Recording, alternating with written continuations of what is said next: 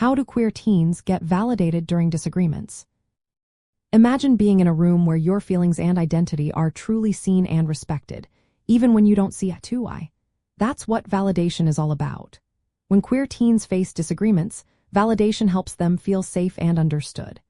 It's not about convincing someone to agree with you, but about making sure your feelings are acknowledged as real.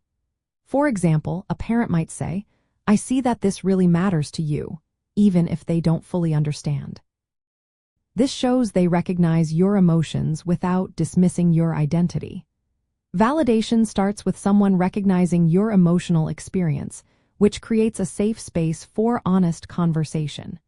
It's important because many queer teens have faced rejection or dismissal before, so feeling validated helps rebuild trust. There are simple ways to show validation during conflicts.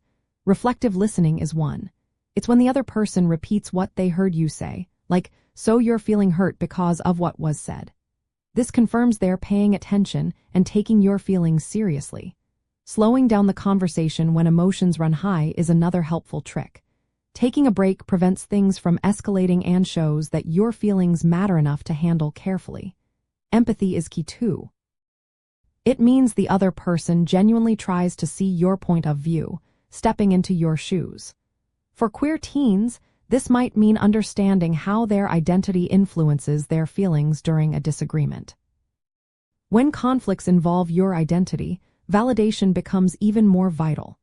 If someone dismisses your sexual orientation or gender identity as just a phase, validation means they recognize your identity as real and lasting. It's about saying, "I see who you are and I respect that," even if they need time to understand better. Setting boundaries is also a form of validation. You might say, "I need you to respect my identity, even if you don't fully get it," which clearly states your needs. Creating a judgment-free zone is essential. It means the other person listens without criticizing, asks questions instead of making assumptions, and respects your feelings. Validation also involves managing emotions during disagreements. When everyone stays calm, it's easier to listen and understand. Techniques like deep breathing or taking a moment alone help keep emotions in check. This calmness makes it easier to truly hear each other. Building validation into your relationships means talking openly about how you want conflicts handled.